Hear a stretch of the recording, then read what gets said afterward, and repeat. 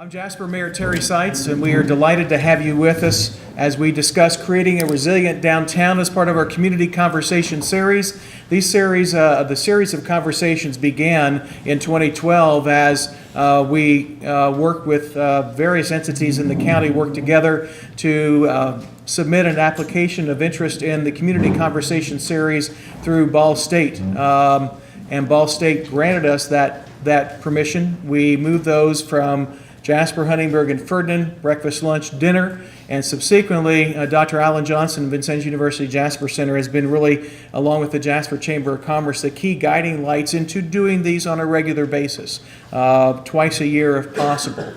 This morning, the topic is going to be on resilient downtowns. We have a distinguished professor from Ball State who will be presenting not only a presentation but also some study that he has done in Du Bois County.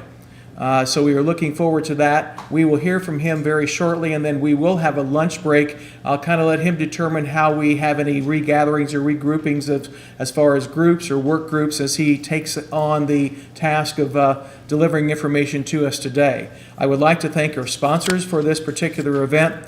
Our sponsors include the City of Jasper through the HTC program support, Vincennes University Jasper Campus, the Town of Ferdinand, the Jasper Chamber of Commerce, who also did a lot of the legwork, both on taking reservations and greeting you at the beginning. Nancy, thank you.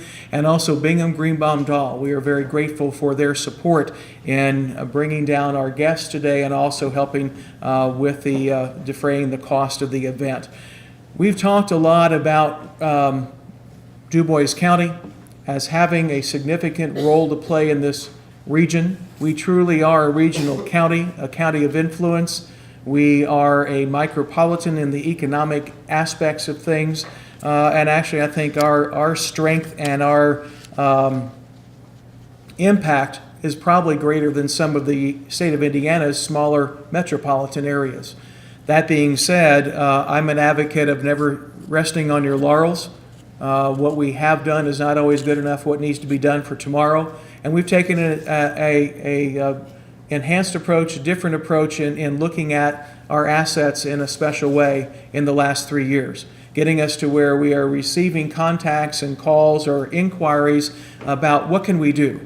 Mayor, what is needed? What's the master plan and downtown riverfront say? Things like that. So we've addressed specifically something from our comprehensive plan of 2010 and taken that to another level, and our Jasper Common Council adopted our master plan for downtown and riverfront at equal level of our comprehensive plan last December. That being said, I do want to also acknowledge a special guest of ours today. We do have, with City Visions, the person who's really helped us in this project, Barry Alberts. Barry, I'd like to, again, thank you very much for being here. And I think he deserves a round of applause because they've been great for us. This particular time, I think the layout again is we roughly have a meal at 12:30, and what happens in between is probably more important than that. But we will have beverages, I think, available just prior to that meal. And we want to introduce Darla Blasey, the Director of Community Development and Planning for the City of Jasper, to introduce our guests today, and we'll get down to work. Darla? Thanks to everyone for being here on a beautiful day. It is my pleasure to introduce our guest speaker today. I had the pleasure of hearing his presentation last fall at a planning conference that the Indiana Planning Association hosted at Ball State.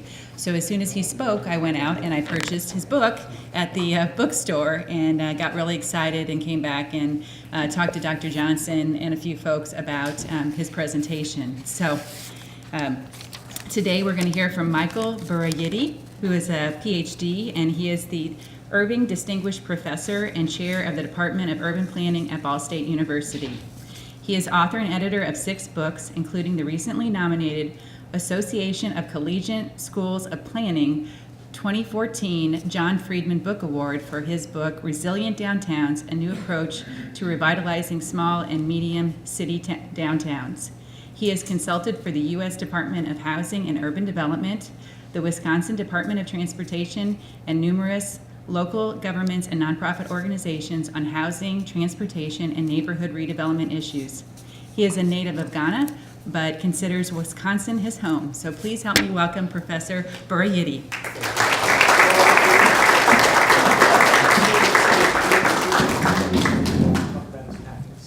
Good morning to all of you, and thank you, Mayor and Darla, for inviting me to be part of your community conversations.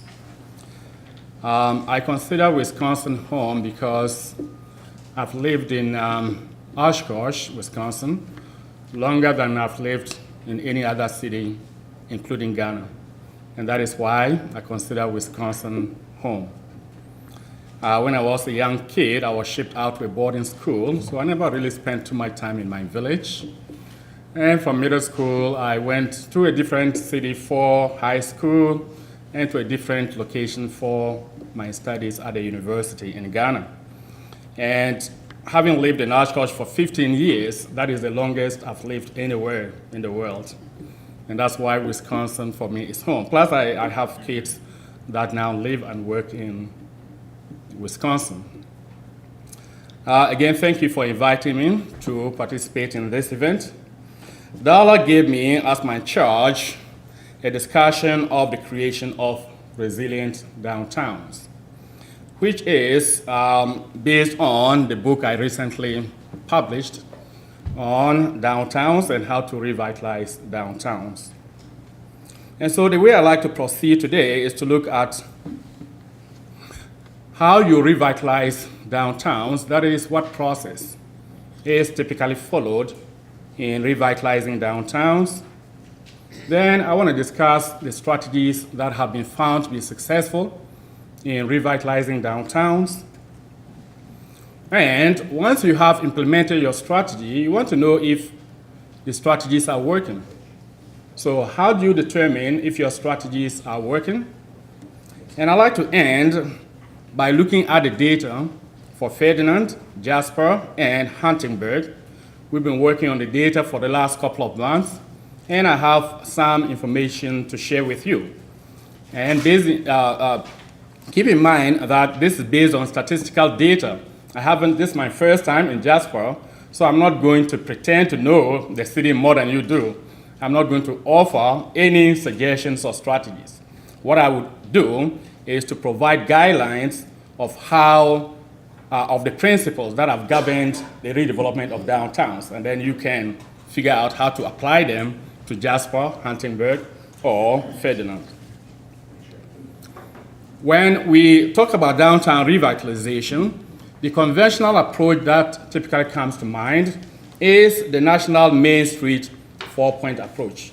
And I suspect all, if not most of you, are familiar with the 4-point approach of the National Main Street program.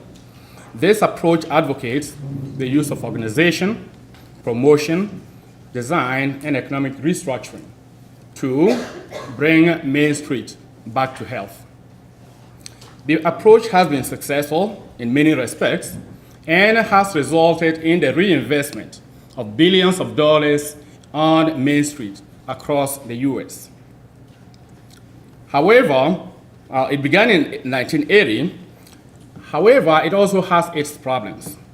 The main goal for the National Main Street program was to position downtowns so they can successfully compete with the surrounding malls that were springing up at the time. And so by necessity then, the focus was on retail redevelopment. How can downtowns successfully compete with the suburban malls? To do so, the focus was on retail redevelopment.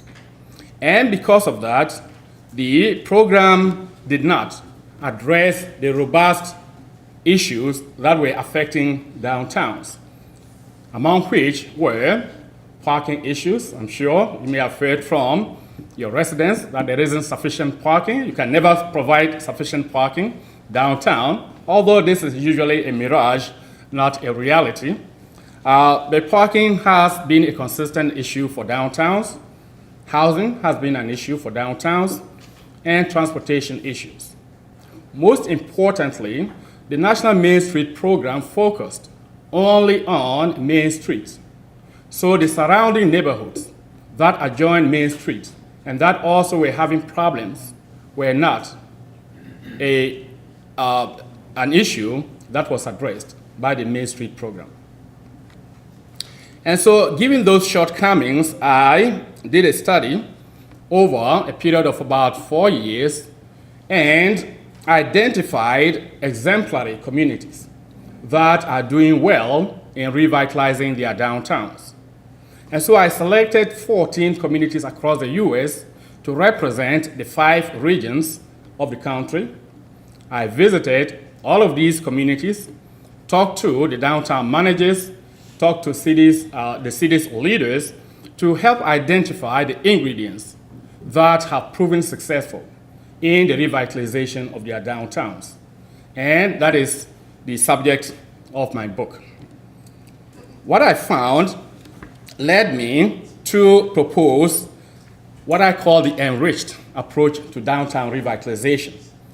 The main goal here is to increase the daytime population in the downtown, to grow the nighttime population of downtowns, and to strategize to improve quality of place. And so what I want to do next is to expand on these strategies. So we talked about retail as the focus of the National Main Street program. And retail continues to be important and should not be ignored in revitalizing downtown. I think what we need to keep in mind now, however, is that the chain stores such as Walmart that once dotted Main Street are no longer going to be dependent upon to help sustain the downtown's economy. And so we have to rely on locally owned family businesses to help revitalize downtown. For the most part, the proprietors of these businesses are usually other regarding. Of course, they want to make money, but for most of them, their goal is also to contribute to improving the conditions of the city in which they live. You can also depend on local businesses to be there for the long haul. Much more difficult to do if you are dependent on Walmart or Target. And I hope there's no Target manager here, but any of the chain stores to help us in revitalizing our downtowns, okay? And therefore, in helping to grow the downtown business, there are 4 strategies that cities have typically used. One of these is business incubation programs. So if you have new graduates from Vincennes University that did a major in business and want to start a new business, you may want to provide them with space in the downtown so they can start and grow their business. Some have also put together what is called venture capital. So you work with the private sector, the banking industry, for example, to put together a pot of money that you can loan to new businesses. Because for many of these, they are not able to access the traditional sources of funding from the banks because the ideas may be considered high-risk business. And so putting together this venture capital helps in assisting those ideas to become fruition. We should also not ignore word of mouth. How you treat your downtown businesses goes a long way in helping you recruit more of these businesses. So are you listening to their problems? Do you involve them in the decision-making process? If you do, then they are also going to tell others who are deciding on whether to locate in the downtown or not, whether it is a good idea to invest in the downtown. This picture here shows Nanyang Studio. This studio is owned by a woman in Hendersonville, North Carolina. She came up to North Carolina on vacation with her family every year and had a business in Florida. She wanted to move to North Carolina so she could be close to the mountains because they enjoy visiting the mountains. But she also wanted to know if she should move her business to downtown Hendersonville. So, of course, what would you do? You talk to other business owners. How are you being treated? Is the city's leadership supportive of downtown business? And yes, they did. And so this lady moved her business from Florida to downtown Hendersonville, North Carolina.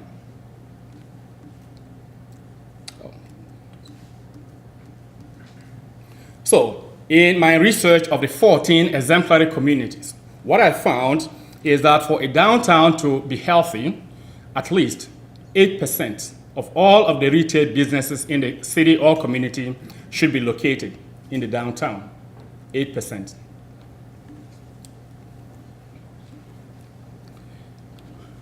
Another strategy that I found in my research is that these exemplary cities have grown the residential population in the downtown.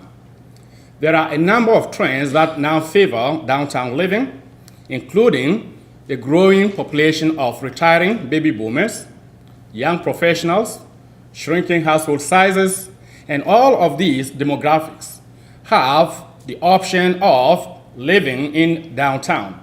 But you have to provide the conditions that are conducive for them to move from the suburbs to live downtown. For the baby boomers who are downsizing, they would like to live, say, in an apartment or condominium in the downtown, so they are near and close to the amenities, which are typically in or near the downtown. Again, you have to provide the conditions necessary for them to make such a decision. So, what do you need to do first? In my view, you have to have an image makeover for downtown. Why? Because most people view the downtown as a crime-ridden area or neighborhood, a place of blight, and generally a place that you want to avoid.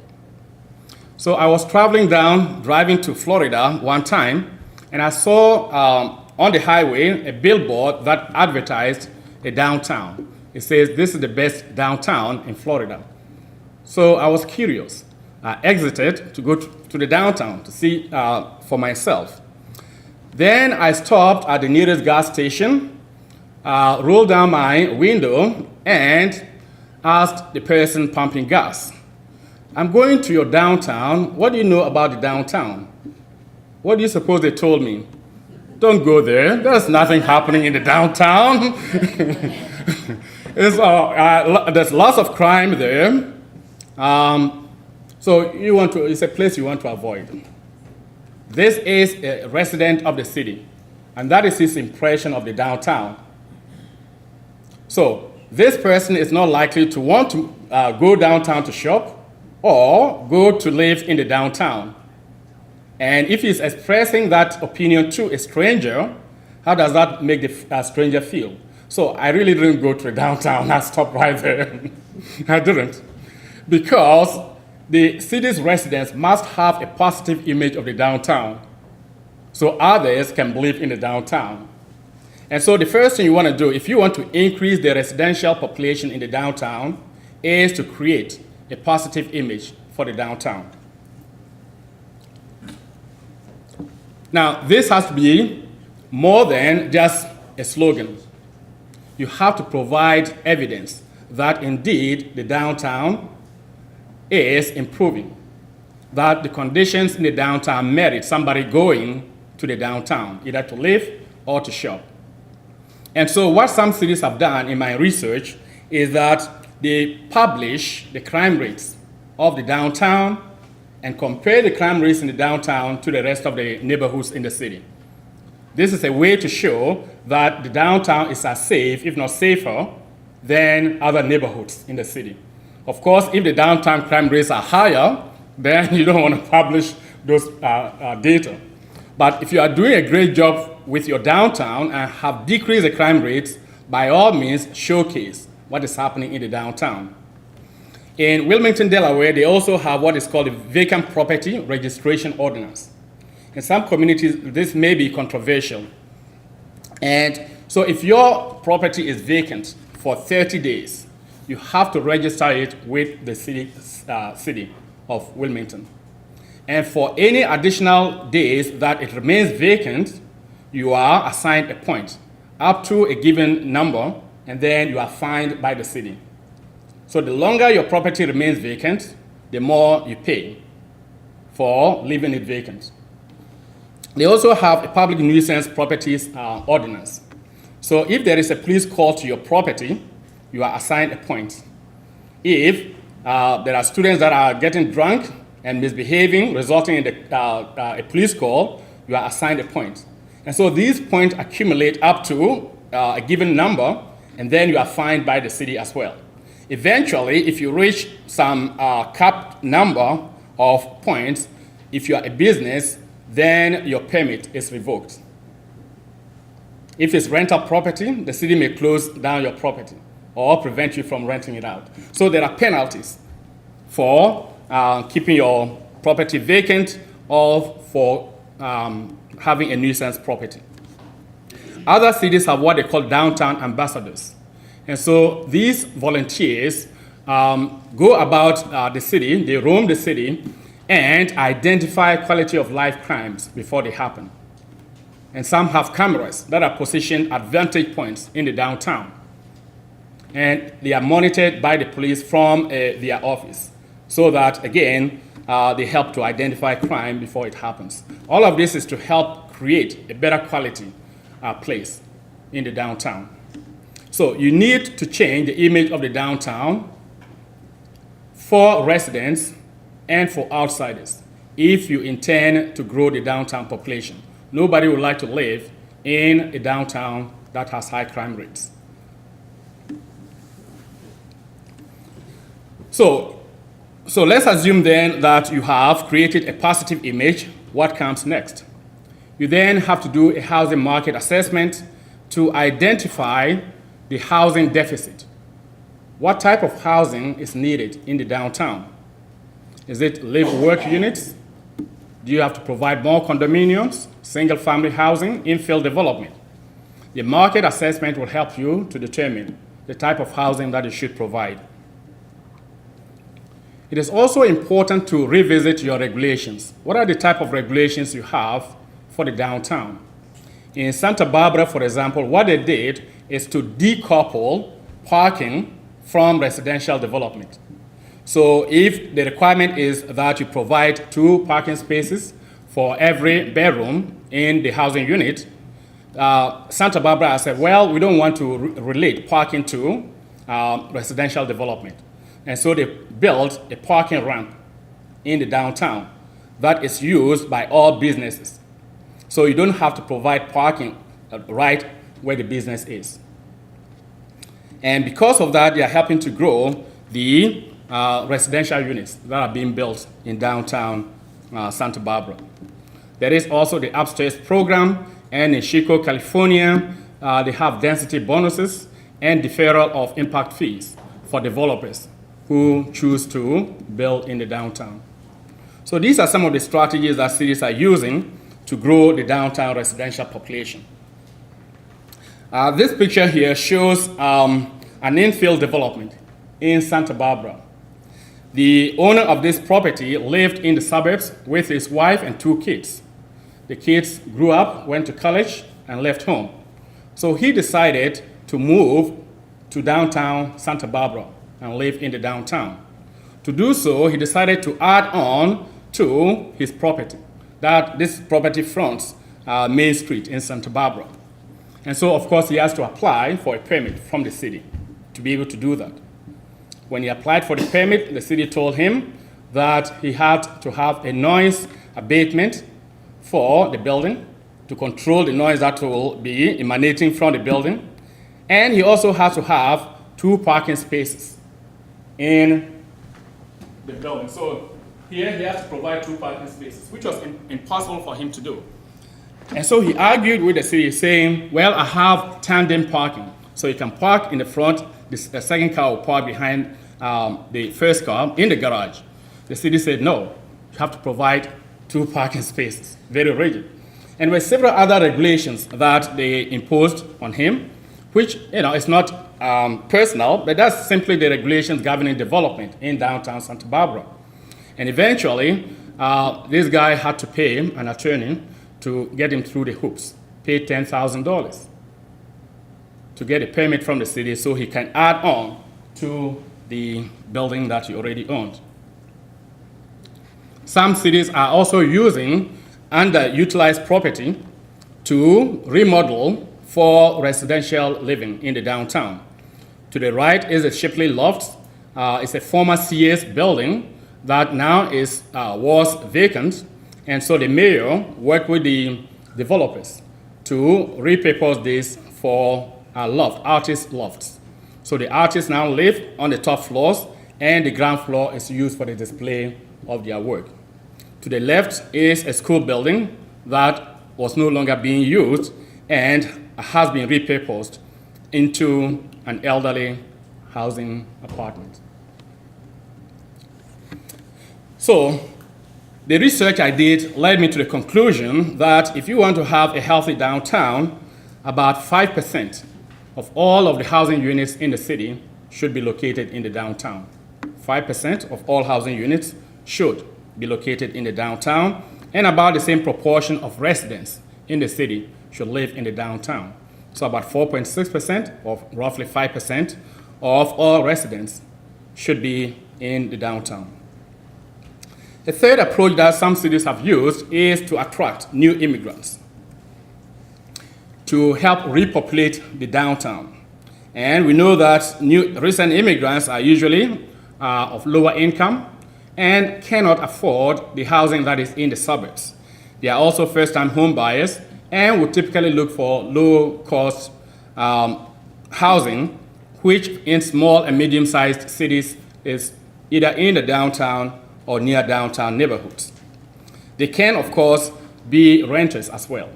So that is one way that some cities are using to revitalize their downtowns. In Chicago, for example, they have the New American Program. The New American Program is a program to help welcome immigrants so they can start businesses in the city and help grow the city's economy. In Middletown, Connecticut, what they do is to invite the immigrant business owners in the community to their monthly meetings. So they are involved in the decision-making process. They actually gave an award to the neighborhood organization, the North End Neighborhood Organization, for its role in helping to revitalize a near downtown neighborhood. In Holland, Michigan, Hispanics have been used to revitalize a near downtown neighborhood in the city. And they have a liaison officer who is employed at City Hall and helps the city in its relationship with the Hispanics in the community. What surprised me when I visited Holland is that I think about a third or 25%, a very large percentage of Holland's population is Hispanic. That shocked me. They explained that they have the pickle picking business, and the Hispanics have been part of the city's history for a very long time. The other thing that some cities have done in Chico, California, is to include the artifacts of immigrants in the city's landscape. This shows that the city is welcoming and accepting of new culture. I also looked at the foreign-born population. Now, this is a proxy for measuring how open and inclusive a city is to new ideas, not just to foreigners, but to new ideas. So the creative class, how open are you to the creative class? How open are you to accepting gays and lesbians in the community? So the foreign-born population is a proxy for measuring how open and inclusive a city is to difference. And what you see in this table is that you have a low of about 2% to a high of about 25% of the city's populations here are foreign-born. A third approach is to retain and expand civic and cultural amenities in the downtown. Here we're talking about libraries, we're talking about museums, and sports stadia. You will see that in some communities, many of these civic and cultural amenities are moving outside the downtown to locate in the suburbs. So, what proportion of your civic and cultural amenities are still in the downtown? It's important that they remain in the downtown because it brings the residents to the downtown during the day, and as they visit these civic amenities, they also go out to eat, and they go out to entertain themselves and support downtown businesses. You may or may not have heard of California State Bill 1407, which was adopted during Arnold Schwarzenegger's regime in 2008. A laudable goal to put together $5 billion and use this money to rehab the old courthouses throughout California. Good idea, wonderful idea. The implementation, however, is not so good. Why? Because the California Judicial Council is now pressuring counties not to remodel the old courthouses which are in the downtown, but to locate them outside of the downtown. Why? Because the argument is made that there isn't enough land in the downtown to provide parking and to expand the courthouses. So it's best that we move to the suburbs. And of course, that is going to have an impact on the health of these downtowns. So Santa Barbara is one community that has had to fight the State Judicial Council to remodel the existing courthouses that are in the downtown. Pressure built on them to relocate the courthouses outside of the downtown. And so many communities in California are fighting this battle now to keep the courthouses downtown. So some have given up, all right? So here are some courthouses that are located in the middle of nowhere, all right? Walton County, Georgia, Jackson County, these courthouses are located outside of the downtown. So just an example of why it is important to resist moving civic and cultural amenities outside the downtown. Santa Fe, New Mexico, also had a similar problem. The courthouse could no longer provide the services that was needed in the county, and pressure mounted to relocate the courthouse outside of the downtown. However, the city's leadership was able to prevail and relocated the courthouse at Sandoval Street and Montezuma Avenue, which is a near downtown neighborhood. But almost everywhere you go and look at the pressure on city governments, you see that some amenities, if not all of them, when they are being remodeled, face the pressure of leaving the downtown to the suburbs. An example here is Mansfield, an exemplary community that has used, this is a carousel, and I don't know how many of you are familiar with Mansfield, Ohio. This is a carousel for kids. And every day, every weekend, thousands of kids come to downtown Mansfield. And this is the catalytic project that the city has used to revitalize its downtown. And since they put in the carousel, other businesses cropped up in the downtown because there was an increase in demand. And you also see that many of their civic and cultural amenities are located either in the downtown or near the downtown. Very important. Another important strategy is to link historic preservation to heritage and cultural tourism. Now, many communities have historic preservation ordinances, which is good. But what they fail to do is to capitalize on the historic preservation ordinance to also grow the tourism industry. And so these departments or programs typically do not have a working relationship with each other. So you have the historic preservation department, and you have the tourism or cultural or heritage tourism department operating at separate units, not coordinating their functions.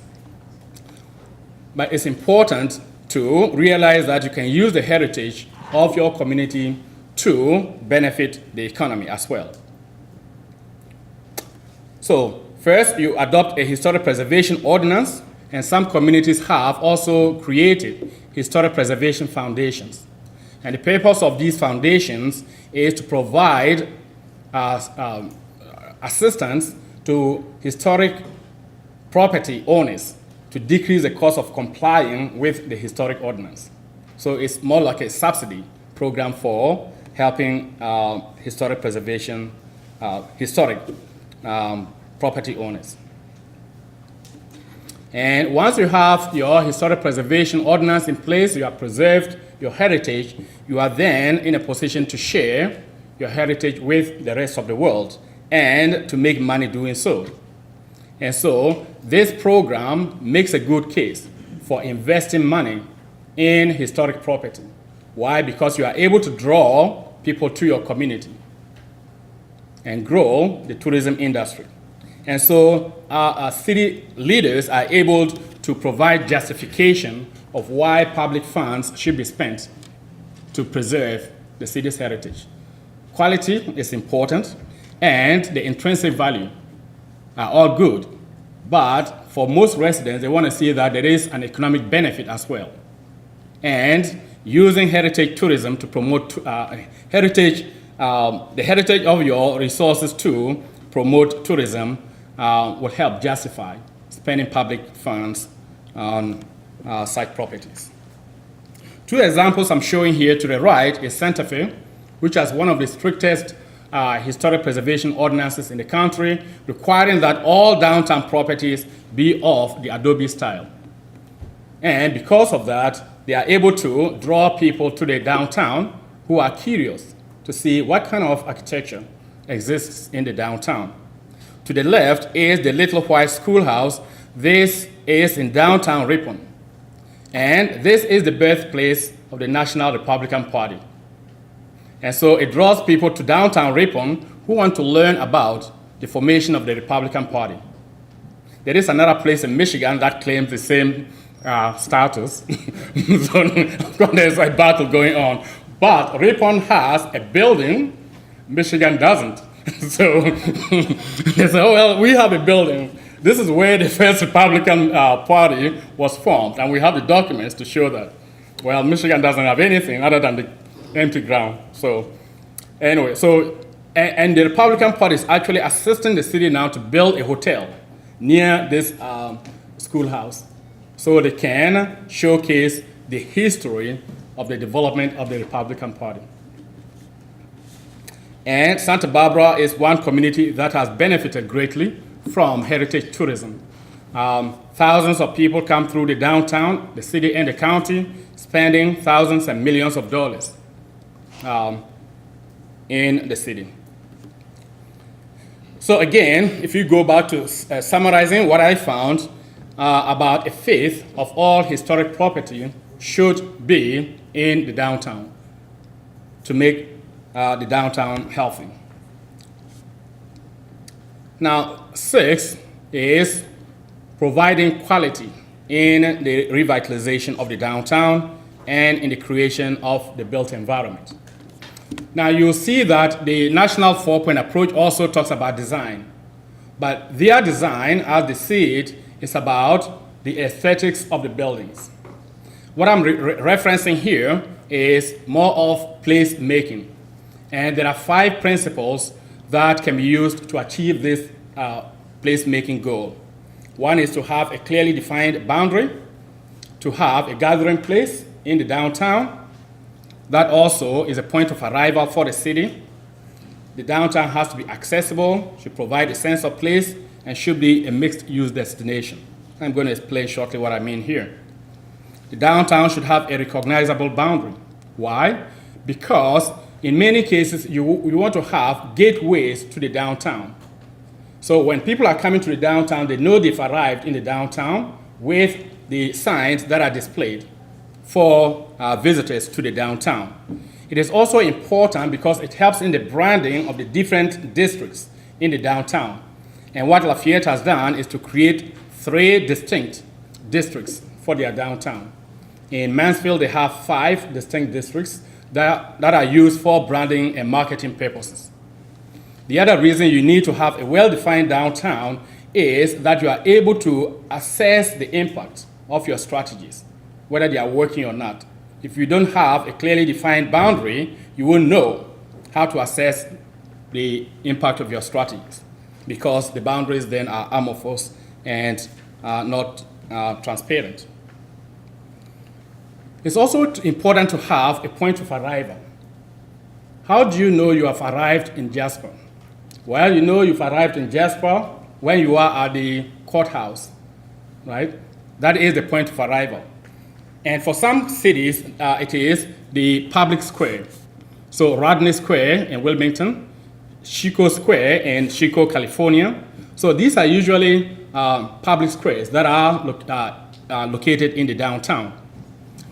These are gathering places, not just for visitors, but also for the residents. And so in Columbine, we all know about the Columbine tragedy. Some school kids were killed by their classmates, and the community wanted to hold a memorial service for those who were killed. And to do so, they were looking for a large public gathering place in the city. Well, there wasn't any place in downtown or anywhere in Columbine where the public could gather in large numbers to remember the kids. And so what did they do? They had to hold the ceremony at a parking lot in a suburban mall. So of course, the space was there at the suburban mall, but it didn't provide the same sense of place, the same meaning to the residents as a place that would have been if it were in the downtown. The downtown also has to be accessible to different modes of transportation. And in particular, we see that in the 1950s, 1960s, many downtowns created one-way streets. That was in vogue at the time. And what we've seen now is that one-way streets are not a good way to help revitalize the downtown, because one-way streets get people through the downtown, not to the downtown. And so it is important to review the streets in your community to see how many of them, especially in the downtown, how many of them are one-way streets, and whether you need, and I would suggest you should, change them back to two-way streets. The other reason you should have two-way streets is that we have found in several studies that property values along two-way streets are higher by about 20% than property values along one-way streets. So there's an economic reason again to have to change the one-way streets to two-way streets. The downtown has to be accessible, and one way that you can measure the accessibility of your downtown is to look at the walk score. And for the 14 cities that I visited, you'll see that the walk scores are higher in the downtown than the walk score for the city as a whole.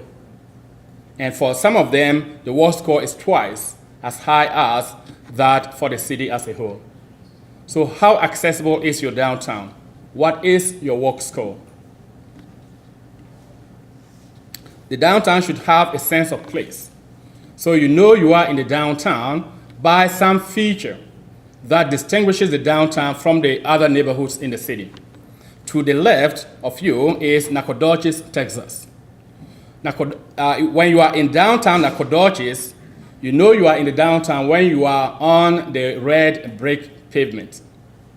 All other neighborhoods have no red brick streets. That is how Nacogdoches distinguishes its downtown from the rest of the neighborhoods in the city. And for Hendersonville, North Carolina, it is the outdoor cafes to the right. That is Hendersonville, North Carolina. The downtown should also be a mixed-use destination, a place where people live, where they play, and where they work. It's important because it creates activity 24/7, and it therefore helps to decrease crime rates. I don't know if you are familiar with Jane Jacobs. She wrote several books in the 1960s, and she talks about eye on the street. When you have an eye on the street, you prevent crime from happening, because criminals don't want to be seen committing their crime. And so providing activity 24/7 in the downtown helps to decrease crime and keeps the place lively. All right, so those are the major strategies that I found in my research. And once you have the strategies, you have to implement them. To do so, you need to have an organizational structure. And so all of the cities that I visited and studied have a downtown development organization. And there are three main types of downtown development organizations. One is an organization that is embedded in a city government department, say economic development department or community development department. In Fort Collins, they have two downtown development organizations. One is a DDA, Downtown Development Authority. The other is a Business Improvement District. Two organizations working to develop the downtown. A third is an independent Business Improvement District. My recommendation is to have a BID, an independent Business Improvement District that is located outside of City Hall. Why? Because the BID is able to sustain itself through funding of property owners that are members of the BID. The DDA typically is dependent on this funding from tax increment financing, which, as you know, has a limited time, usually about 20-25 years, and then it sunsets. So the DDA cannot sustain itself over the long haul. And so here are the 14 communities and the different types of downtown organizations that they have. And as you can see, most of them have the independent downtown development organization. And finally, you have to assess whether your strategies are working or not. And so I provide here a table for determining the scorecard for your downtown.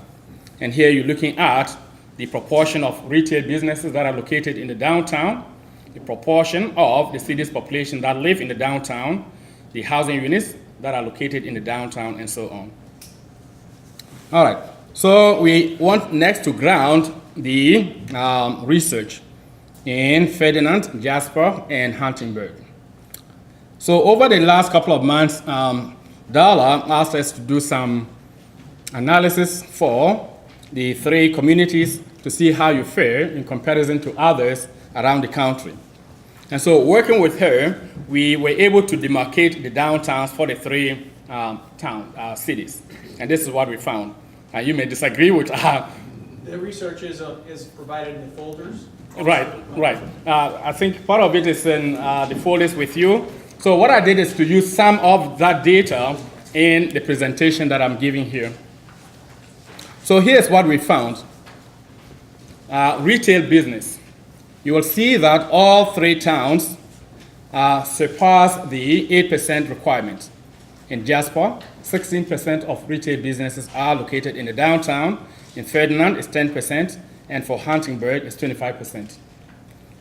So you're doing well as far as retail goes. Residential population and housing units, not so well. Only about 2% of residents live in downtown Jasper, 2.8% in Ferdinand, 3.3% in Huntingburg. And only 2.2% of all housing units are located in downtown Jasper, 3.2% in Ferdinand, 3.9% in Huntingburg. So there is a deficit and work to be done here in helping to attract people back to the downtown and to grow the housing that is located in the downtown. Historic structures, no issues here. Ferdinand has about a third of all historic structures in the downtown, 80% in Jasper and 100% in Huntingburg. The home values, on the other hand, are also a problem. In all downtowns, the home values are lower, median home values are lower than for the city as a whole. Ferdinand is close enough, about 99%, but still falls short of the 100%. The diversity index, comparing the cultural diversity in the downtown to the rest of the city, seems from the data that the downtowns are more culturally diverse than for all of the cities. And the gathering place, is there a place of arrival in the three cities? I don't know them well enough to say, but in reading through the downtown plan for Jasper, I saw that you have a courthouse square, which could be the community gathering place. Support of civic leadership, I see that there is support, and that is why the Jasper plan was prepared and adopted, and there is one for Huntingburg as well. I don't know much about Ferdinand. Is there a downtown development authority? I don't know, I wasn't too sure. We also looked at the changes that have taken place in the downtown and for the cities as a whole. Again, I think it is in the folders that are given to you. But what you see, the red ink shows that there has been a decline in the variable that we measured. So the population in households dropped in the downtown of Jasper by about 2.5%, while the overall population grew by 8% between 2000 and 2012. It also declined in Huntingburg by 5%, while the overall population for the city grew by 5%. Ferdinand seems to be doing quite well, and I don't know why, but the population in households, population in families, housing units, and owner-occupied housing, as well as rental occupied housing, all grew in the period of study from 2000 to 2012. All right, I'm getting to the end here. So what is a summary of the findings from our study? All three cities seem to have a healthy downtown retail business that exceeds the minimum target. There's a rich heritage of historic buildings in the downtowns of all three cities. Downtowns are more ethnically diverse than the rest of the cities. The median income is higher in downtown Ferdinand than in the rest of Ferdinand. Ferdinand seems to have a healthy downtown in terms of the growth of median household income, growth in the number of households, growth in population and families, and growth in rental and owner-occupied housing. The concerns from the data, this is strictly from the data, since I don't know these communities, is that the residential population in all three downtowns is lower than what it should be, and therefore there's a need to attend to this issue. The number of housing units also are lower in the downtowns than what they should be. Home values are lower in the downtown than for the rest of the city. Downtown household median incomes are lower than city median incomes in Jasper and Huntingburg. And in Huntingburg, there's a recorded decline in population in households, population in families, total housing units, owner-occupied housing units, and there should be rental-occupied housing units. So I want to conclude with some guiding principles. These are not suggestions. These are principles that have generally been applied by successful communities when they revitalize their downtowns. So what do? It's important to assess the image of your downtown. What is the public's image of your downtown? Is it positive? Is it negative? If it is negative, then you want to have in place a strategy to improve the image of the downtown. Again, it has to be more than just slogans. You have to have evidence to support why you think your downtown should have a positive image. It may simply be that you publish positive events or things that are happening in the downtown that are more positive than the negative image that people have of your downtown. Downtown revitalization is not a quick fix. It's not going to be done in 2 years. It may not even be done in 5 years. For the successful communities, they've been at it for at least 3 decades. I know this is discouraging, but there's no quick fix to fixing downtowns. It has to be consistent and has to be for the long haul. I suggest that you start with small projects that show tangible outcomes in the downtown. For the public whose money is being invested in growing the downtown, they want to see that you are making a difference.